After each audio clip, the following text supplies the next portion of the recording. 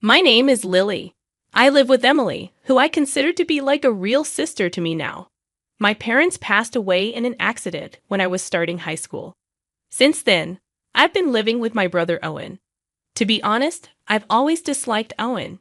When we were kids, he used to bully me a lot. He'd pull my hair, mess up my things, and even break my favorite toys. He'd laugh at me when I cried, and violence was just a normal thing with him. I had to put up with his mean comments all the time. I've hated Owen since I was little, and if he ever needed my help in the future, I'd probably say no. Owen is a selfish person.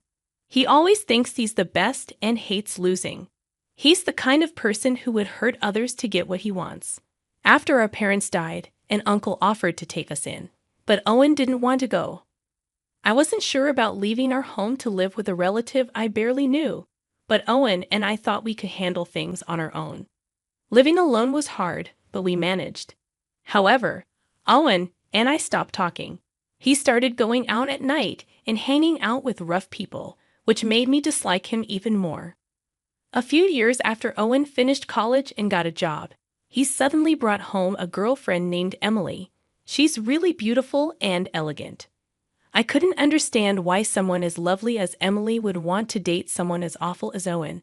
I didn't think they were a good match. But I didn't say anything because it wasn't my place to judge. Emily said she was going to move in with us. I wondered if it was too sudden and if Emily was really okay with it. I had to ask her, "I'm fine with it, but are you sure you're okay, Emily?" We had a little disagreement with my dad. But my mom said it's an experience, and if her dad thinks it's reasonable, and they've all agreed, then I have nothing more to say. And so, a beautiful woman named Emily moved into our home. After living with her for a few months, I realized she's an amazing person.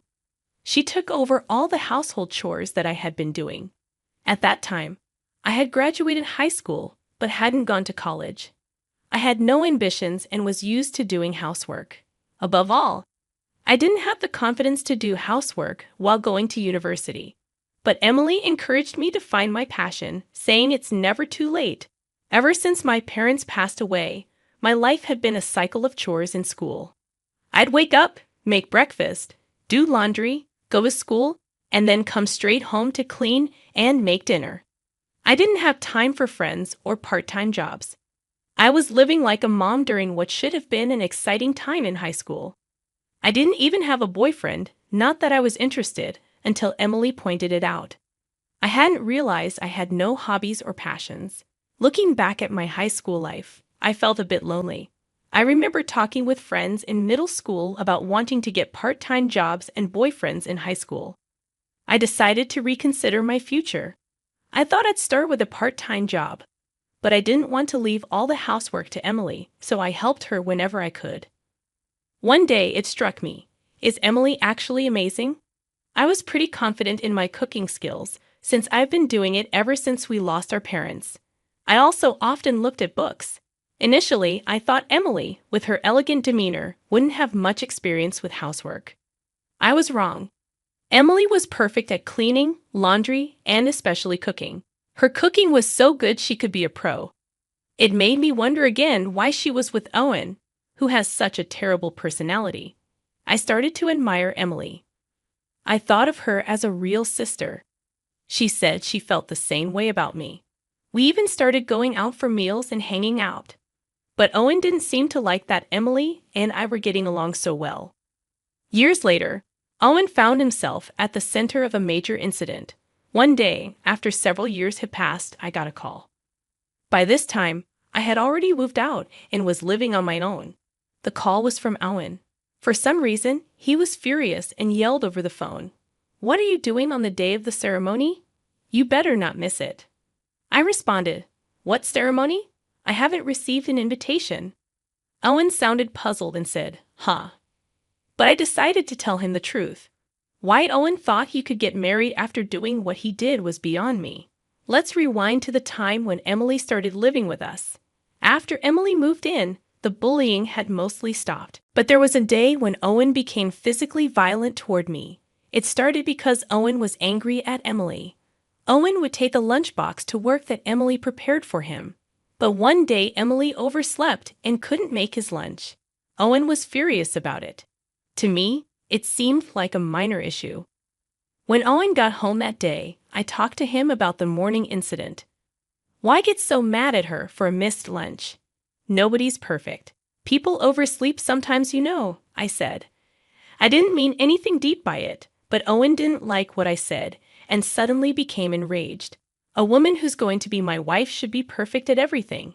It's your fault for being around and influencing her, he said. According to him, my presence was a bad influence on Emily. Of course, I argued back. I used to cry a lot as a kid, but now I speak my mind. We got into a heated argument, and suddenly Owen shoved me. Then he started kicking me. Just then, Emily returned from shopping and intervened. She was angry at Owen, but Owen didn't calm down. And then I saw something unbelievable. Owen slapped Emily. He then left the house and disappeared. I was left stunned and couldn't move for a while. Emily was also frozen, holding her slapped cheek, snapping back to reality. I approached Emily and asked, "Emily, are you okay?" She replied, "I'm fine," but tears were spilling from her eyes. She said sorry and retreated to her room. From that day on, Owen became increasingly aggressive toward Emily. One day, I decided to talk to Emily. I was worried because she was losing her usual brightness. Thinking a change of scenery might help, I took her outside, and she ended up confiding in me. She was unsure whether to go through with marrying Owen. I immediately said she should break it off, and that there was someone better out there for her. Emily seemed a bit surprised. Talking to me seemed to lift her spirits a bit. On the way home, I said to Emily, "I'll always be on your side, Emily." Emily cracked a small, somewhat sad smile. One day, I overheard Emily arguing with Owen, which was unusual for her. Curious, I asked what was going on. Turns out, Owen had gone ahead and set a wedding date without consulting her. No wonder Emily was upset, but what shocked me even more was this. Don't set a wedding date without even having a family meeting first. Apparently, Owen hadn't even met with Emily's parents yet. This was just beyond rude, and I was shocked he hadn't even taken this basic step. I immediately suggested that we go meet Em's parents. Owen told me to mind my own business, but this was no time for that. Emily quickly explained the situation to her parents, and they both went to visit them. Her face looked both exhausted and tired, which worried me. That day, only Owen returned home. I had a hunch about what happened and sent Emily a text. After a while, she replied, and we met up at a nearby cafe to discuss what had transpired. Long story short, her parents had objected to the marriage. I continued listening to the story, thinking that it must be so. I listened as she explained that Owen had set the wedding day without meeting them and had been treating her poorly recently, so they couldn't allow their daughter to marry him. Yet, Owen had already informed his workplace about the wedding date and even booked the venue, so he was in a tight spot now. I felt embarrassed for him. Emily's parents obviously didn't have a good impression of Owen. For the time being, Emily decided to stay at her parents' home to think things over. She said she wanted to think alone for a while. Owen objected, of course, but he was persuaded by her parents and returned home alone. I asked Emily if I could meet her parents. She was puzzled but agreed. Since I insisted, later I met with Emily's parents and apologized for Owen's rudeness. They were quite surprised, not just by the apology, but that someone as considerate as me could be related to Owen. I then shared everything about Owen, about Emily, and about how Owen had been treating her. I asked Emily again, "Do you still want to marry Owen?"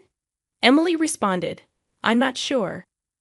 I suggested she should have a serious talk with Owen. She agreed, but when she tried to contact him to talk, Owen wasn't interested in discussing anything. Worse, he was still moving forward with the wedding plans. He even sent Emily a list asking her to prepare the invitations. At this point, Emily had had enough and finally decided to break up with Owen. She tried multiple times to discuss the matter with Owen, but it seemed like they could never have a real conversation. Every time she reached out, Owen would dominate the conversation and end it abruptly. She even texted him about breaking up, But Owen dismissed it, saying, "Enough with the jokes. Just prepare for the wedding." So the day Owen unilaterally decided would be their wedding day arrived, and Emily contacted me in a fury. I couldn't help but marvel at how well Owen had planned the wedding without giving it much thought. I gave him a piece of my mind. "You never took your conversations with Emily seriously, and honestly, I can't fathom why you think you can get married. No one's coming to this wedding. Plus, you quit your job without telling anyone.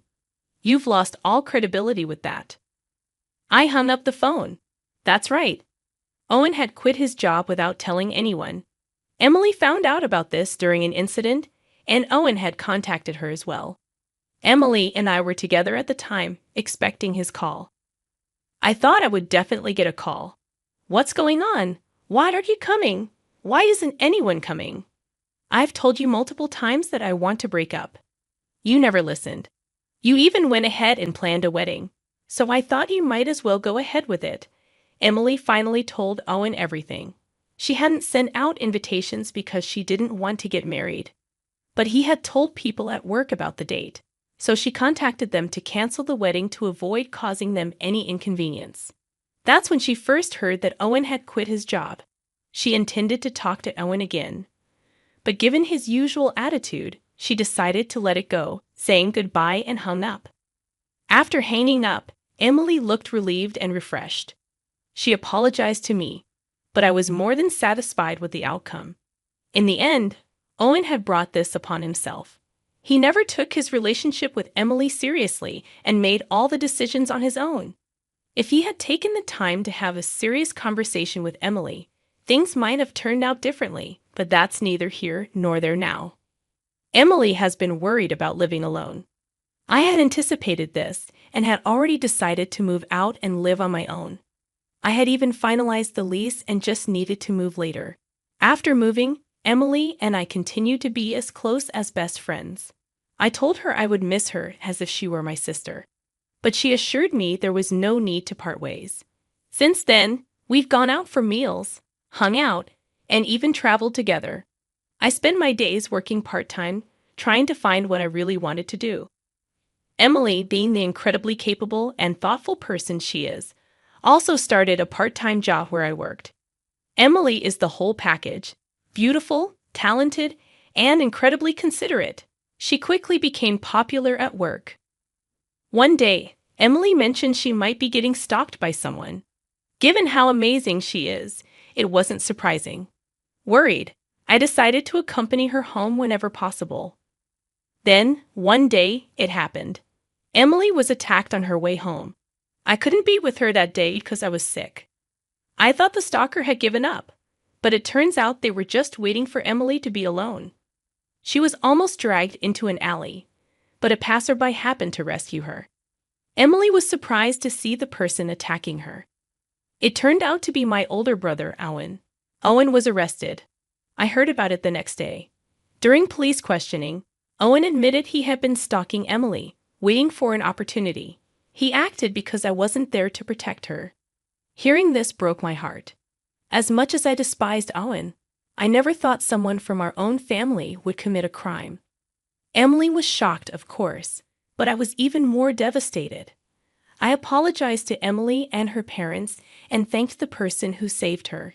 Emily's parents were very kind to me. "If you don't mind, would you like to live with me?" Emily suggested. But I decided to move out for now and return to my parents' house. It was empty now that Owen was arrested, but I couldn't bear to leave a house filled with memories of my parents and childhood. Emily suggested we could live there together. After some thought, I accepted her offer. So here we are, living together in my old home. Today, we're visiting my parents' graves. Emily came with me. In front of my parents' tombstones, I silently apologized for Owen's crime and my failure to stop him, all because I couldn't stand him.